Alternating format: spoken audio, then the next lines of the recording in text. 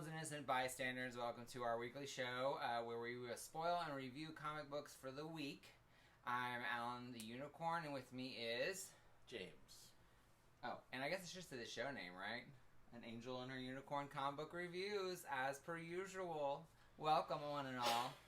And as usual, we'll be spoiling the books, so if you haven't read them, you may want to take a break if you don't want them spoiled. Read your stuff, come back and see us again at another time. You know how this works. Yeah. Come on. I feel like this is not your first barbecue. I feel like I'm just going to try to get through the first year of the announcements, and then I'm like, you know, if you don't, you ain't watch the show. Or maybe if we get like 1,000 subscribers, I'll redo it. Until then, let's jump into the books of the week. Do you want to go first, or would you like me to go first? I can. Go for it. So my first book, a perennial favorite, Outer Darkness. I haven't From read it Image yet. Comics. John Layman and Afu Chan.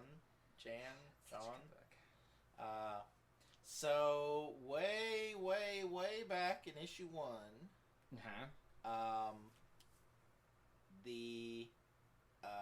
it's a world of it's set in space, but magic and possession and all that are real. Yeah, religious exorcisms and all kinds of stuff. So way back in issue 1, the engine of this ship is an ancient god that's been trapped, and they feed it sacrifices, and they were going to bring it 3 people, one of whom was a gal that had deserted and mutinied and all this stuff. Well, the captain pardoned her and fed the other guy. And fed the other guys too. Well, this issue is her story, and you find out that she was the admiral who we've met before had recruited her out of school for a secret mission. And her cover was that she was a criminal. And she's like, a criminal that's scheduled to be sacrificed. And the admiral's like, I know this captain. He's not going to sacrifice you. So, and she's also died and been brought back once in the series of the books. She's having these horrible nightmares all the time. They fought some ghost Nazis, and she's seeing them. She's seeing their possessed shipmate, the evil aliens that killed her family, and then just new stuff. So she's she's starting to lose it, and she goes to the ship's counselor and requests a transfer. And the ship's counselor says, request denied, and and the ship's counselor just happens to be the admiral's daughter. And she said,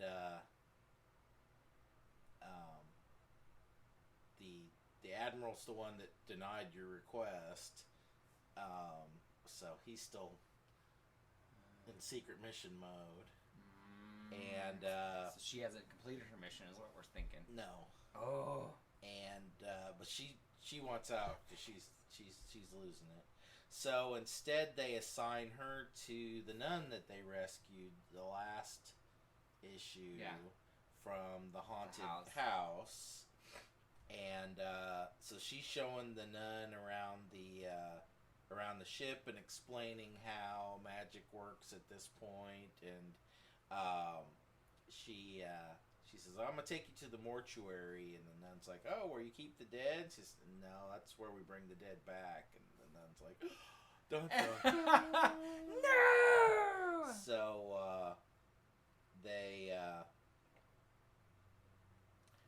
she shows her the God engine, and so all of a sudden it's raining on inside the ship, and there's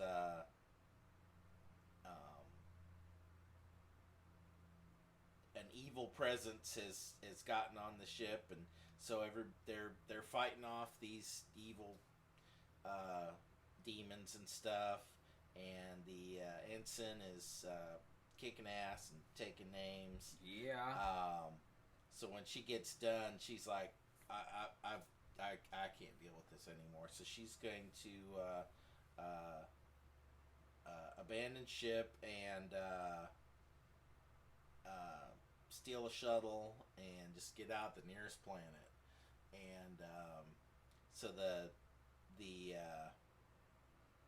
nun tries to stop her, and the nun's like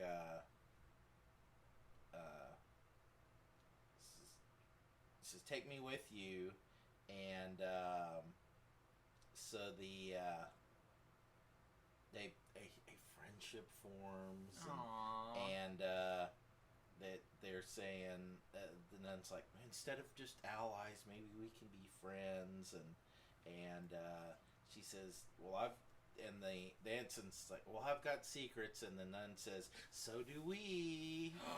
Dun dun dun. Pregnant nun. She's hungry. Oh, she's pregnant. Yes. So then they find out what caused the haunting aboard the ship, and they decide not to abandon, and so that's the end of that issue. So nice. They're spending some time going over the various crewmen and backstories and whatnot. So it seems like they will do one shots, and then like they get to the end of the arc, and they kind of like lay these little tiny grounds like in each of the one shots, and then at the end of the thing. So it's this one harkened back to the very first issue. So that's cool. I love this. I love this book. I just think it's so fun. So art, I obviously love the art. I mean, but it's not my favorite, but it works for the book, and so I give it a good solid 4. Yeah, awesome. I haven't got a chance to read it yet, so I'm super excited now. It. No, you did not. I don't care. I'll read the crud out of it. It's one of my favorite books. I just don't know why, because it's such a weird idea. And it's a weird combination, and then on top of that, the art's really kind of funky and weird too. I feel like the writer did a very detailed outline before he started writing, to tie all this stuff together. That he's not just letting the pages talk to me. It's that he knows exactly where he's going. Yeah, where he's going. He may not have every line done out, but he's got a very solid outline. He's got a plan. If he doesn't, then he's even better than I thought he was. Yeah, and a lot of times I like the dialogue. The dialogue's pretty good, even though it's weird. It works, and it gives you enough information and not hate it. I feel like there's a lot of downfalls with some of the books that they give you. They just say things, and they expect you to kind of take it and figure it out, and you can't extrapolate things from some of the people's writing. But this one, I feel like you can at least figure it out, or get an idea enough to forward and not feel like you are There's lost another in the book. that I'm reviewing that'll a similar. Okay. So I'm gonna do Jonathan Luna, The Crescent. So I guess this is his foray into the his own stuff. So he wrote it and drew it, and it is a single one-shot kind of book. So Luna of the Luna Brothers. Mm-hmm. And I think this is the writer, or the artist one. The one that does a lot of the art. Because I think doesn't one like write and one draw. Anyways, so this one it starts off with like there's a deer and it kind of has some exposition, and it's kind of like you get a sense that this person's being hunted, and all of a sudden this armored person falls and traps the deer, and she realizes it's a female, and she realizes she's being hunted too, and so she's like, do I let the deer go as a distraction? What do I do? So she lets the deer go, and it runs off, but they don't go for the deer. So that's when she realizes that they are actually hunting her, and so she fights these wolves and ends up they are werewolves, and so they switch to like a humanoid werewolf form, and they fight her in this armor, and she just like waylays into them. Like she snaps one of their necks, she like crushes the other one's skull, she kicks the other one onto a tree where it impales him. The one gets a hold of her and starts biting her helmet, and so she takes his and like breaks his jaw, and then all of a sudden the armor is so damaged that it opens up and reveals her, and she's just looks like a human person, in a little sports bra, little outfit, and but she ends up being a wolf too. So she starts fighting without her armor. So her claws come out. This one wolf gets on her and is beating her up, and she breaks his arm off and uses his arm bones to stab him in the head with it. Like, kind of violent. And then she finally finishes the last one off. She kills him.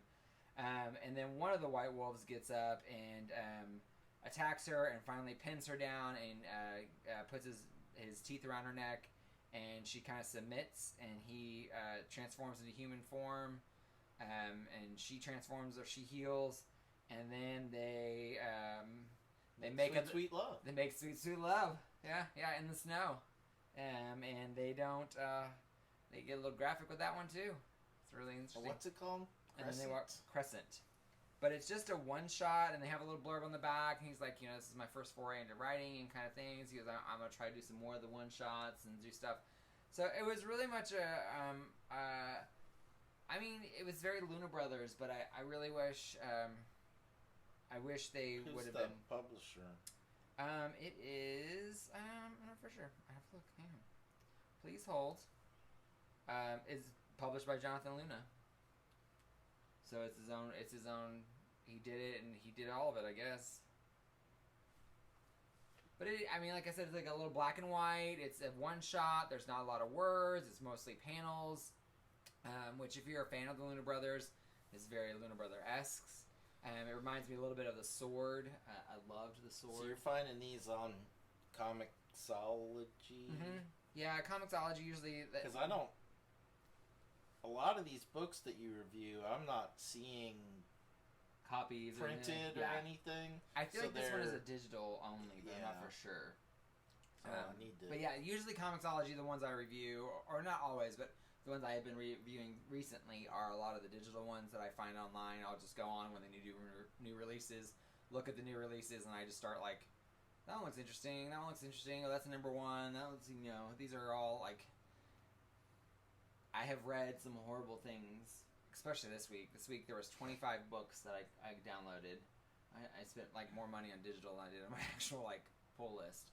And I read some horrible things this week. There was some really, really bad stuff. But this one was not. I really enjoyed it. I liked the art. The art was really, it's very Luna Brother-esque. It's very, the writing was fun. I mean, like, it was a simple story. Like, it just was, it was neat. Like, I really liked the way they flowed. I liked the choice of black and white. I thought was really neat. It does make me want to know more. I'm like, why is she in the armor? Why did they have to do this? Is this a ritual? What is, like, are they going to be like, is this like a mate thing? Is she being hunted? I want to know more. I don't think there's going to be more, but it really does. It gives you enough that where you enjoy the story, but you actually did, there is a little bit of interest where you're like, you could kind of make up things, I guess, as you go along. So I really enjoyed it. I thought it was a really good piece of work. 4 out of 5 unicorn horns. The only thing that would make it better is if it was ongoing and I would actually have some of these questions answered. But for the most part, I thought that was really talented. So if you get a chance, check out his Jonathan Luna's work and see what you think. All right, go for it. So my next one is Unearth. All 3 of mine are Image this week. It's by Cullen Bunn, Kyle Strom, Valdemar Rivas, and Crank. It's a great name. It's kind of a medical thriller. This team shows up at a little South American village. um, looking for the doctor of the place. the doctor of this particular encampment.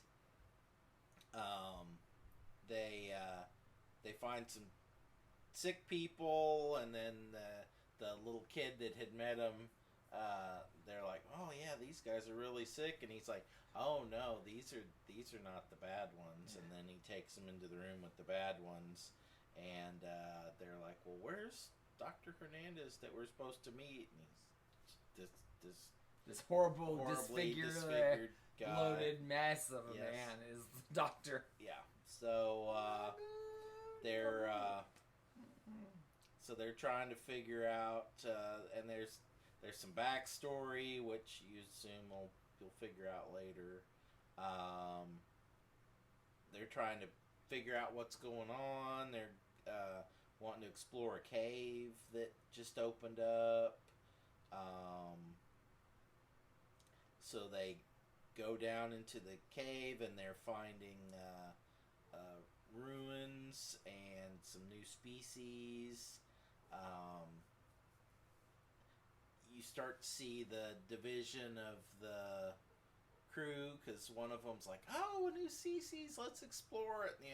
And the military guy's like, a new species, better kill it. Knife to the head. Yep. So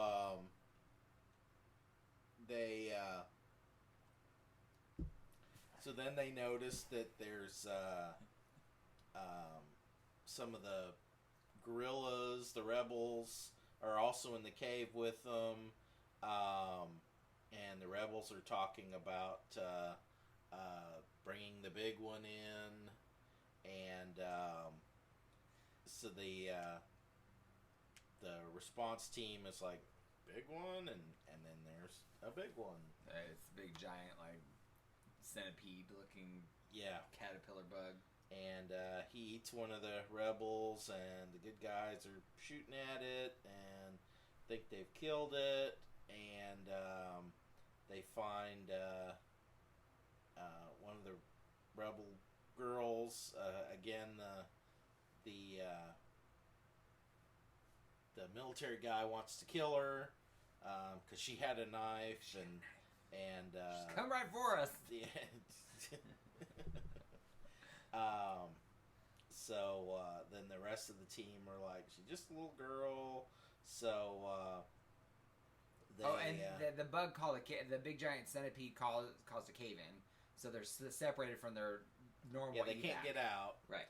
And they're worried that they're going to run out of oxygen. It's only like 36 hours. And so the military guy wants to dig his way out, and the more practical people are like, this gal got in here, she didn't come the regular way, there's got to be another way out. So we're gonna go find it. So yeah. So it wasn't as well done as a lot of it was better done than a lot of first issues, but I've still seen better. It's still too many questions. It's about halfway of the first issue. It's like they threw everything out there. Yeah. Like, let's throw all the questions out there so we can really get you. And it kind of did feel fall. I mean, there is a spectrum of, whole new genre thing of introducing just enough that you still want more, and so it came a little. It was kind of like okay, now we got these sick people. Now we're doing aliens. Now we're in this tunnel. Now we're in the cave in. Now there's ruins. Yeah, now there's it was just all these things thrown at. There's flashbacks, and was this part a flashback, or is this recurrent, or? And I have to say, I like the art. The art was really nice, but the art was very simple, and it got confusing. I couldn't always tell who exactly was who, especially when they got in the suits and they didn't have the hair. So a lot of their hairs were pulled back, so you can't really tell who's what, and that got a little confusing because I wasn't for sure who was arguing with who and who was fighting with who, and it did some of the dialogue got confusing to where it was like I'm not for sure who was talking about what, and it was a little convoluted. I mean, like, it doesn't, and even the premise, like, it just doesn't make me want to go further. I was just like, I got done reading it. I wasn't like mad that I read it, but I just don't think it makes me want. It doesn't make me want to go and read more. But Colin Bunn, I feel like it's hit or miss. It's like he's a good solid. Again, I've read lots and lots worse. Yeah. Oh yes. Oh for sure. So, but I just I'd probably say 2 out of 5 unicorn horns for me. Go 3. Yeah. I'm gonna do Ghosted in L.A. It's by Boombox Comics, written by Sina Grace and art by Soban Kinnan. So this one was really. It's not your typical, like, it's not something that I would have read. I wouldn't have picked this one out of anything because it is very much like a teen, like, it's just like a female drama, a dramedy, and it's about this girl, has this best friend, and they're getting ready to go to college, but her best friend's like, oh, well, I'll pick you up, we're gonna go see this band, and she goes, oh no, she goes, I'm leaving to go away for college. And she's like, what? Wait a minute. What do you mean you're leaving? And she's like, yeah, I'm going to move with my boyfriend because he said he's going to move to, I think it's LA. And he's like, she's like, I'm going to move to LA and with him and we're going to go to the same college and all this stuff and da-da-da-da. And the best friend's like, wait a minute, why are you moving? Like, it's like, you do this all the time. You always take up their identity, he got you a bike. You don't even like purple, and it's like this purple bike. You don't like LA. You don't like all these things. Why are you doing all these things to go? And she's like, so then she gets mad at her because she's like, you don't want to be supportive. You're supposed to be my best friend. So they move on to they get to LA, and the girl is moving. She's putting up her posters and kind of getting her room. Her roommate comes in. Her roommate is. Uber religious, she's got the cross on the back, very simple, and has nothing on her side of the room, as where she has like all the things and the little like band when I moved poster. to college. Oh, is that what happened? Were you the religious one? No. Oh. No. So I put up the Hotsy Totsy posters, and then my roommate was like. Devil! So, but she's talking about going to this party, and she's like, you should go with me. I met these girls at the orientation where we got at this party, and the girl's like, no. She goes, and if you come in late, don't ruin my sleep, because she's like, that's just not something I can tolerate. I put my foot down on that. So then the other girls, she's kind of like, oh, okay, I'm sorry. And so she goes, I'm gonna go downstairs. If you just change your mind, come in. Come with us. So she texts the people that she had met earlier. Hey, where's the party? When you going? And it's like 7:30, and then 8:10 rolls around. She's still sitting there. 8:41. So 10:02, they finally text her back, and they're like, oh, we thought we put it on. We put it up. We thought you just would follow that. We didn't know you were waiting for us, and so they already left. And she was like, so she didn't go. So she goes back to the room and find out that her roommate's doing a Bible study. So she opens the door, and it's all these people, and they're all like staring at her, like like judging her. And so she's like, I just wanted to get my bike. And so she gets her bike, and she rides down to see her boyfriend. And her boyfriend, he's sitting there, and he's like, his You're dad. smothering me. No, his dad, like, his dad said something like, he's like, my dad said, what if we wanted to call you if you, or what was it? Anyways, his dad says something to him, and it's like this really lame answer, and it's this really lazy, he's like, and he said that, and it just made me question everything about my life. So, college should be exploration. I don't even know who I am. So, how am I supposed to be with you? And so, like, he breaks up with her. So, obviously, now she's in LA with no boyfriend. She came just for him. And so she's she's leaving. And she's like, and by the way, I hate the bike. And she's upset. So she's walking back to her dorm, and she runs into this gate of this huge house. And she's like, she goes in there, and she's kind of like looking around at all the statuary. She's like, hello, is anybody here? because it's just like a dead zone. So she stops at the pool and she puts her legs in. She goes, I don't know why I'm doing this. This guy, I'm going to be that girl. I'm going to be caught and arrested and be in trouble for trespassing. And she's just sitting there and she goes, I don't care. So she takes off her clothes, jumps in the pool, and she's just sitting there thinking about how horrible her life is and all this stuff. And all of a sudden this girl appears right next to her and talks to her. And she's like underwater. So she's like, she freaks out, she runs, and she basically encounters all these ghosts in this mansion.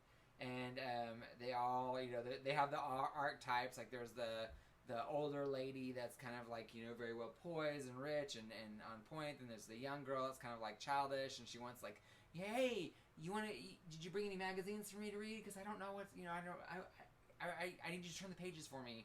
And there's the old grumpy guy, and then the hippie guy. And so it's just, they kind of talk, and eventually what ends up happening is they have an agreement where she's like, maybe I could help you.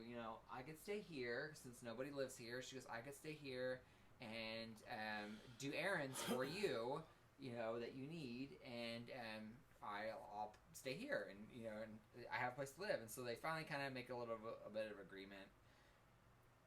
Honestly, like, it wasn't a bad book. Like, it's a CW show. It is. It's very much like that's exactly what I think. It's like a CW show, or like if 90210 had ghosts. And it wasn't bad. The dialogue was actually really cute. I feel like it was very drama. Again, no wheel was reinvented. No new shapes were made. It's just a cute little premise. It was a cute book. The art was really good. I really liked everybody had kind of a look to themselves, and it was very stylized. Almost a little manga-ish, but it was still had its own kind of flavor.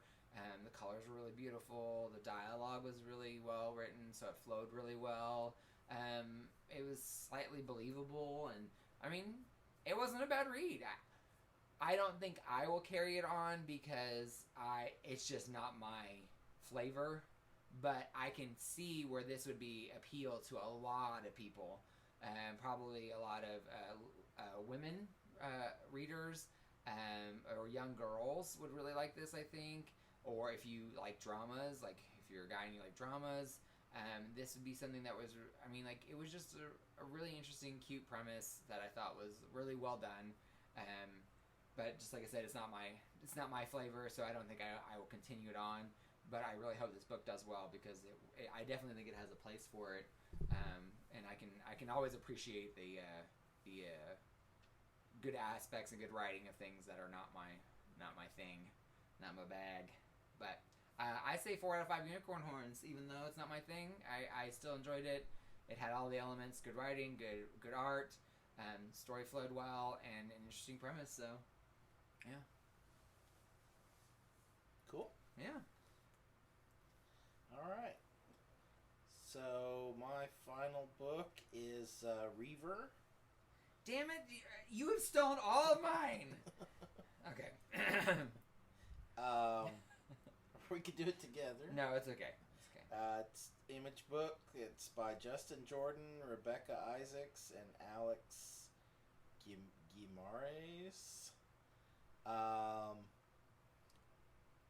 It's, I don't know, it looks a little medieval, I guess. Yeah. It's sort of like the last, for a first book, it's it does a little better job. It's still lots of, I'm not certain what's going on, but I feel like overall it introduces the characters well enough to where they don't give everything because they can't fit it in the book, but they give you enough to where you're like, okay, I'm in just to see what's happening to them. I'm in to see what's happening with that character. So you start out with 2 characters, and you get that they're from different factions, or maybe not. Cast. I feel like they're different casts. Like one's kind of like more of a upper class, and the other one's kind of like a peon. And they're in this battle, and they're trying to survive, and then there's this big giant guy that they call the Devil's Son, And he's supposed to be on their side, but he's just killing everybody. Killing everybody. Hacking away. So,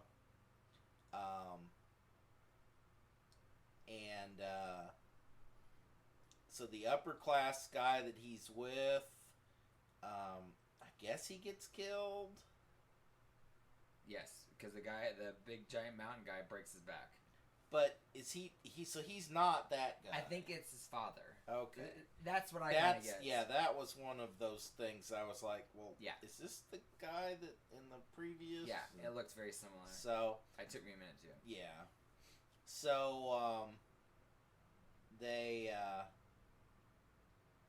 so then it goes off the battlefield to the leader's war room, and he's talking about how they're losing this war, and he said, so we fought these other guys, and they were better than us, and they beat us, and that's fine. He says, we fighting this third party, and they're we're better than they are. There's more of us. They shouldn't be winning, and they are. So something's up. So he is consulting with this mystic that's from yet another faction, and the mystic is saying that he's got some answers for him, and he thinks that the bad guys have some way of looking into the future, and that it has to do with this big prison. So he wants to send a group of people to this prison to figure out what's going on and stop it. So you go back to the initial guy that was trying to survive. He's getting ready to kill himself because he got branded a coward, right? I guess because he a deserter. Yeah. So he's gonna kill himself, and the king's like, I need you for basically a suicide mission, but you won't have to kill yourself. Yeah. So they go through and die. So they're recruiting this squad for this suicide mission. There's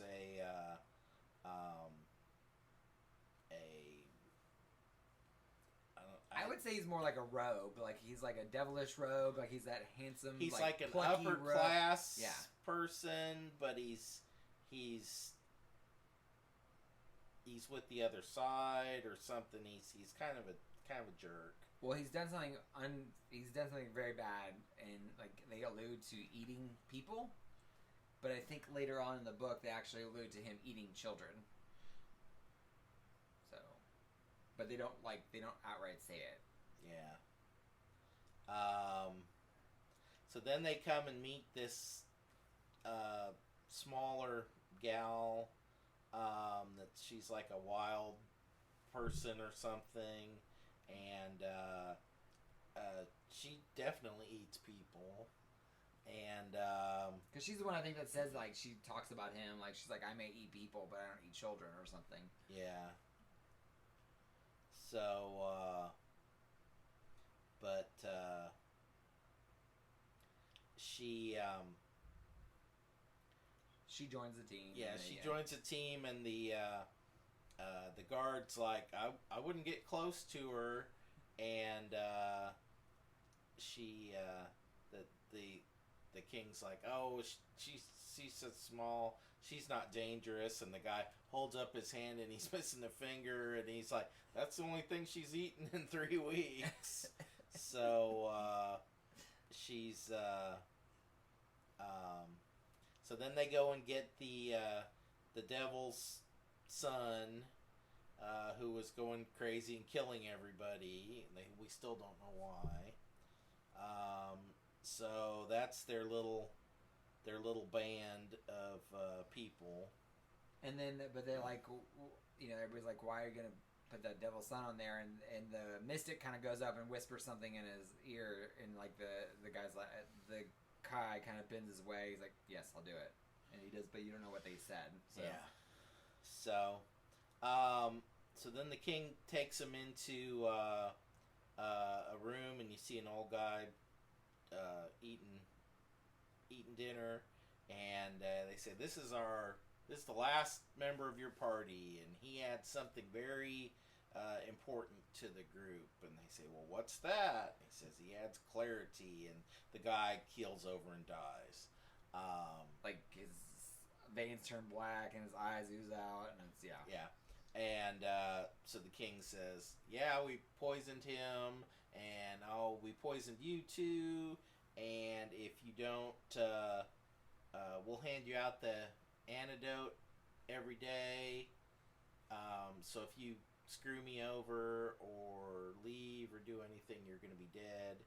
And we're only going to make up the antidote that morning. Yeah, because so you can't kill me and steal it." Yeah, the mystic guy's gonna go with him. He's like, that way you have to really protect me. I have to live the whole time, otherwise you're gonna die. Yeah. So then there's. I was kind of confused at this point. They like fake an escape or something, but they end up killing some of the guards. But I guess this is so the other side will believe their story that they were escaping. And so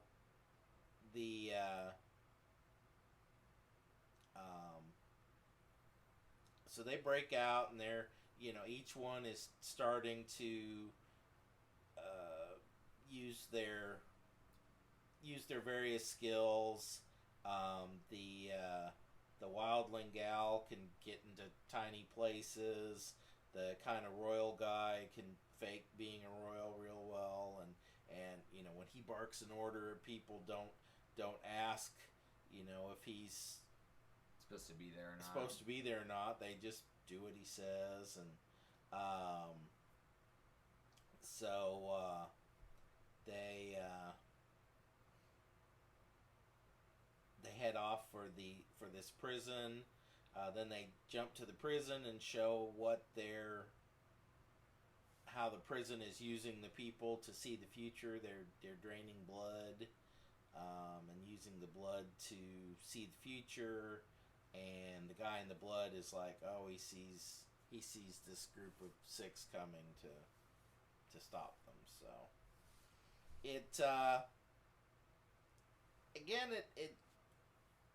it did a little better job than Unearthed. It still wasn't perfect, but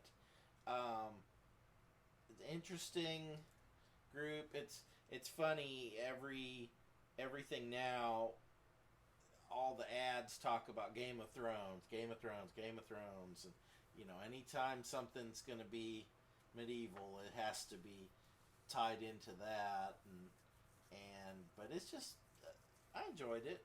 I'd probably give it a 4 horns. I would give probably closer to 3, just because it was the story was a little unclear on some things. But I like all the characters. The characters are very interesting. I like the way that I can feel the way they're going to interact. Yeah. It reminded me a lot. It was like Game of Thrones Suicide Squad. Yeah. That's exactly what I was like. That's the best way to describe it. Like Game of Thrones Suicide Squad. It's like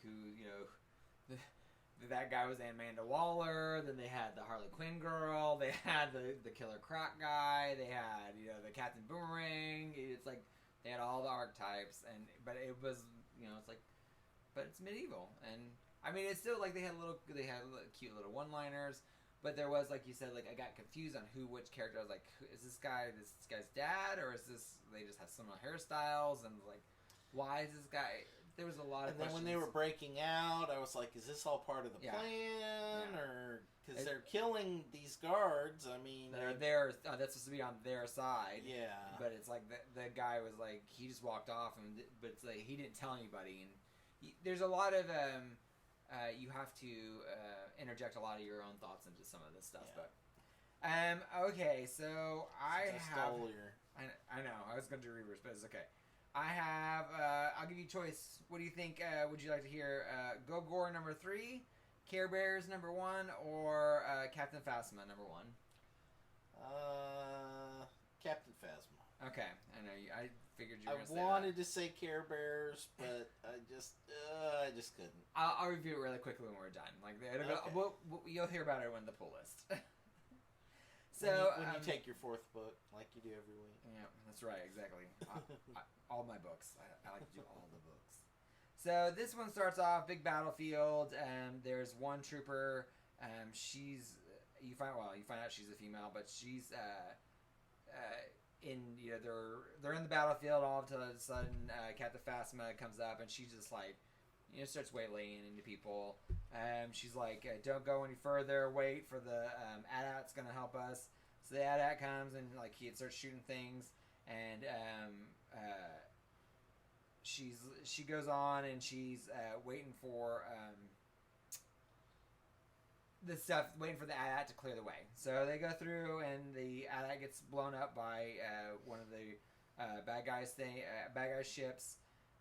The previous stormtrooper you saw earlier, which was like KM something or other, and she gets up and she was knocked down by the blast. She gets up and she's looking for her friend. She finds her friend who has a big giant blaster hole in him, but she's gonna help him. So she picks him up and she's like, "Come on, we can make it. And Captain Phasma's like, "Leave him," and she's like, "But he's a good soldier. He'll be fine." She's like, "Leave him," and so. This guy comes up behind Captain Phasma and the KM blah blah blah blah blah KM number. We're just gonna call her KM. KM shoots the guy behind Captain Phasma and saves Captain Phasma. Well, what ends up happening is like the guy drops a thermal detonator and KM goes thermal detonator and Captain Phasma's like, "I can see it," and she literally says, "I can see it," and so she takes the guy that the KM was like helping. And she's like, "Be useful." And she takes him and she like throws him on top of the thermal detonator, and the thermal detonator blows up and obviously kills him. But the other, Captain Phasma and the girl are fine. So the girl's like really upset, and Captain Phasma calls her into her little ship, and she's like, "Why are you? What do you want out of life?" And she's like, She's like, "Honestly, I want to be like you. I want to be able to, I want to lead. I want to be a leader." And Captain Phasma's like, "Well, then you can't look behind you. You have to keep looking forward." And she's like, "But he could have been a useful soldier. He was still alive. We could have, he could have gotten better, and and she's like, "He was useful. I threw him on thermal detonator." So I'm like, "Dang!"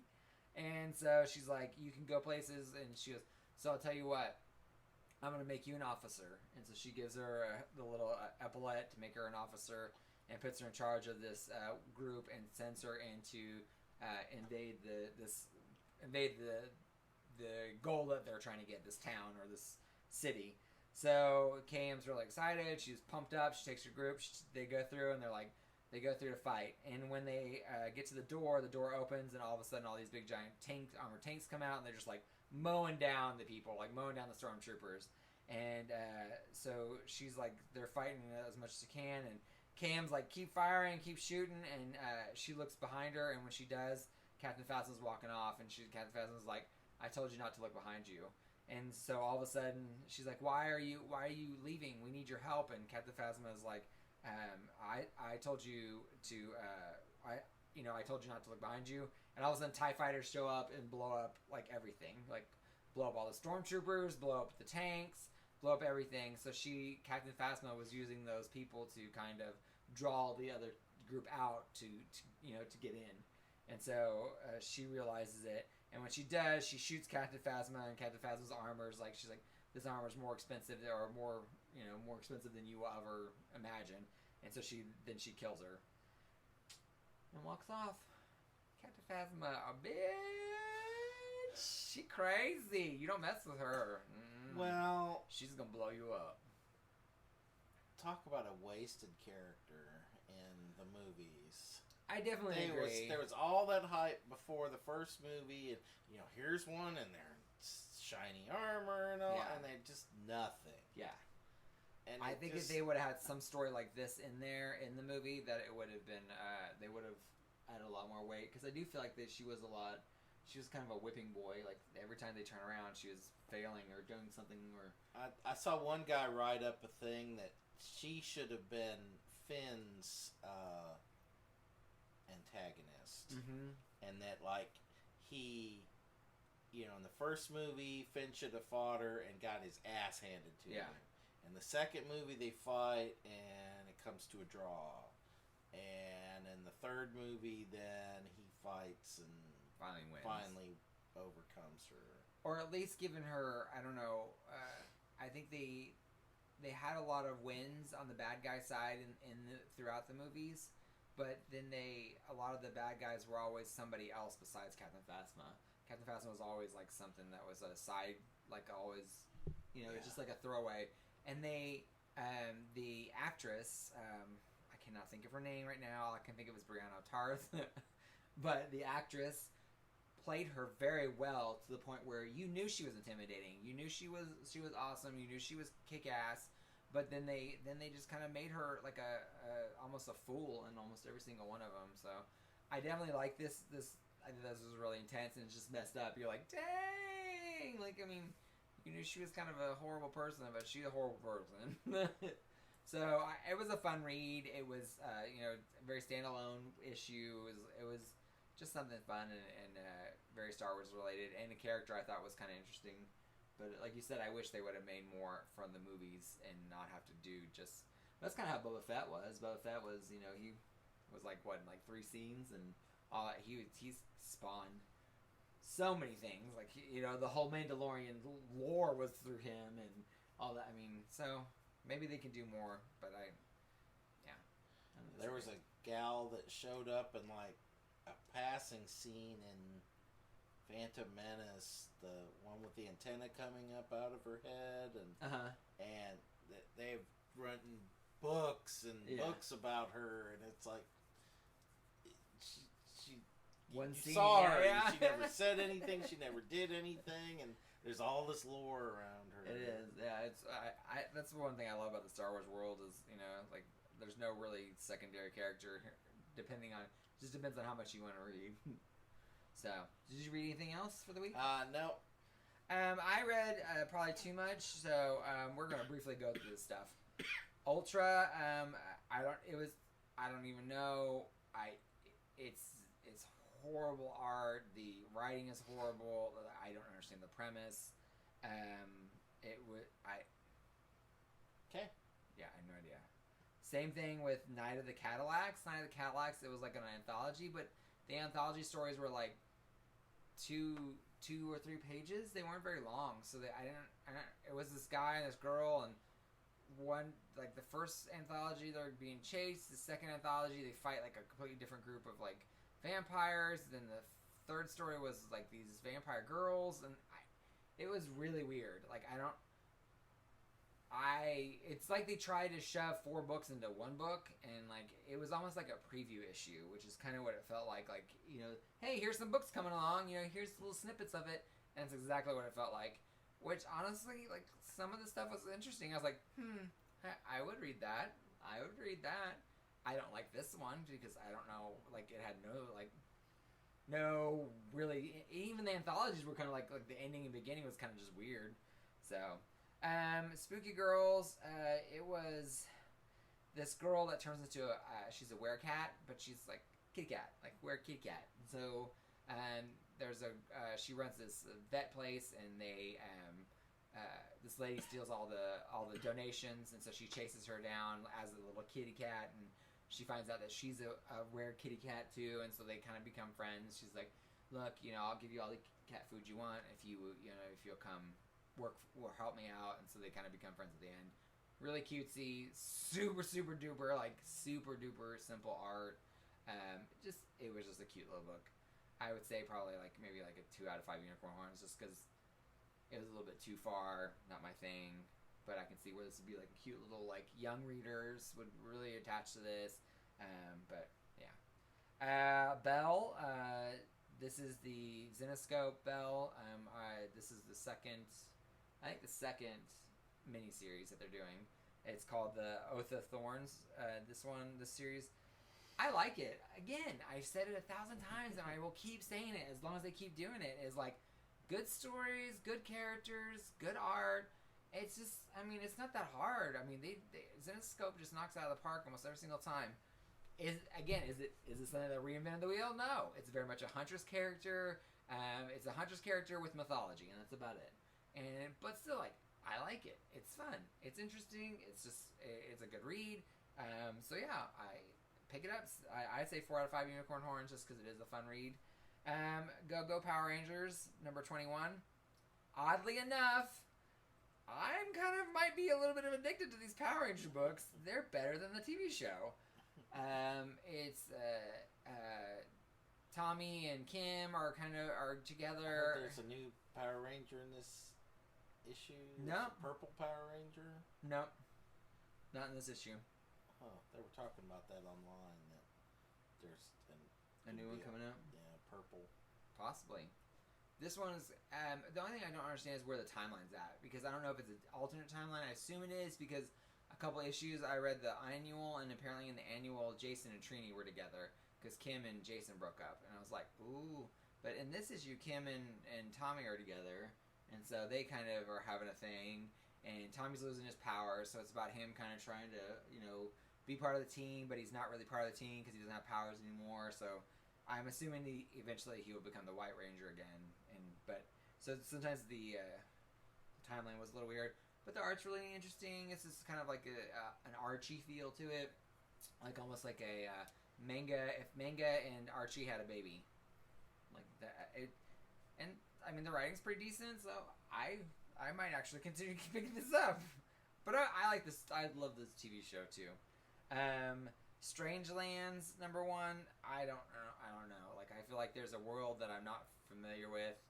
There was a lot of stuff that they just put in there that was just like, I don't know. Like he has repelling power or attraction powers, and she has repelling powers that they touch, and they're catastrophic. But everybody's after them because they're catastrophic.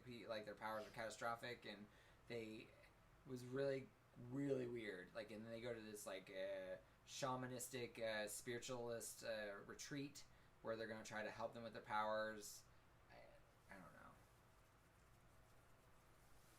I'd say 1 out of 5 unicorn horns. I tried and it got lost. Infinity. Did I get to read that one? I don't remember. There was one that I was just like I gave up. Oh, this was another one that I was reading and I didn't understand it. The art was horrible. Yeah, I just gave up. I don't know what was going on. So I won't even rate it because I don't even know what the heck I read. The art was real bad in this one. The other one that I said, the Ultra, the art was pretty. It was okay. It was good. It was black and white. So it was kind of hard to tell some of the things, but it was a little more detailed and a little more comic stream. This Infinity one, it was like Mage the you know what I'm talking about, with the bat. Like it's like his art, but everything is dark. Like I mean, like black. Dark, everything's shadowed, and nobody has pupils, and so it's really hard to tell. I gave up on it. Vox. I guess this is this must be a team or something. This must be something, a Critical Role. Vox Machina Origins. It's a number 1 issue, but there's definitely a lot more that I don't know. It's almost like it's like a Rat Queens kind of thing where there's like a 2 elf twins or buddies, and like there's a girl and a guy. The dialogue's really funny. They're trying to find their friend who's a giant, but he's having some nightmares, so he goes back. I don't know. It was actually a decent story, but I don't know. There's so much more story about that needs to be told that I'm not for sure. It's like coming in the middle of a book, and that's what it felt like. Even though it was a number 1, but I did enjoy it because the dialogue is hysterical, and the little gnome, he's like a little player, and the female elf, she's an archer, and she keeps trying to. She's like, can I shoot them? Can I please? Can I shoot them? Because the magic girl is kind of like a ditzy kind of girl, and there's a dragon that's kind of a wizard, and he's kind of like just prim and proper, and she just wants to kill him because they annoy her. So it was really cute dynamic. It reminded me a lot of a Rat Queens book. Not quite as funny, but still, it was pretty hysterical. Lola number 1. Now or Lola XOXO. Lola is, I think this is this is volume 3, but it's the first issue of the volume 3. it feels like that too. It needs to have more. Like I feel like I missed a lot of stuff, and I'm not for sure why that this world is established. So I'm not for sure these characters are probably really well known if you read the series. But it still was interesting. The art was beautiful. So it Saya Odom. is that who it is? I don't know, but it is. Yeah, Saya Om. Oh my gosh, she reminds me a lot of what is his name? He did Sideways for a little while. Rockcroft. He did he's in several DC books, but it reminds me a lot of his stuff, and but so beautiful, so pretty. Like there's this one where they bring in this these two Indian women.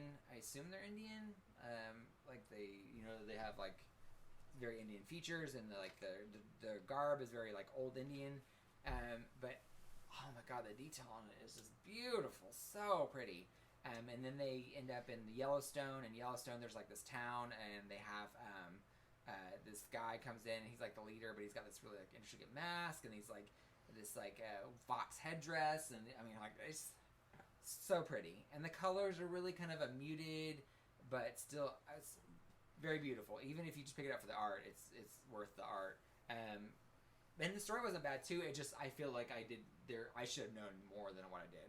But unlike the other ones the Vox, I think this one was a little bit more easy to follow. So I give it a 3 out of 5 unicorn horns. Naomi number 6. I actually am liking this. It's definitely caught up to where it's finally it's like okay I can get behind this. She's finally discovered she's like this god from another Earth.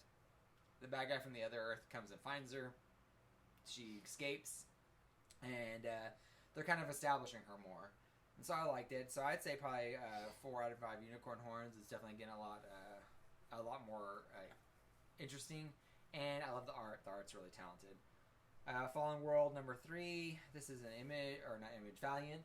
I actually like this book. Like, there's a lot of characters. New Japan has Rai has killed the AI of Japan, and the Japan has fallen to Earth. And so they've got the characters from New Japan that have survived, and they've got the Earth characters.